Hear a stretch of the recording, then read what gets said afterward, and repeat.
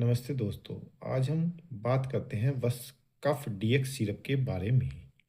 यह 100 ml की बोतल में आने वाला एक कॉम्बिनेशन सिरप है जिसका उपयोग मुख्य रूप से सूखी खांसी, बंद नाक और एलर्जी जैसे लक्षणों के इलाज के लिए किया जाता है।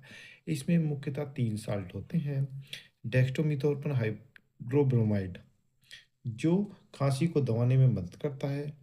फिनाइलएफ्रिन हाइड्रोक्लोराइड जो बंद नाक से राहत दिलाता है। क्लोरोफाइन मैलिएट जो छींकने और आंखों से पानी आनी जैसी एलर्जी को रोकता है। धन्यवाद।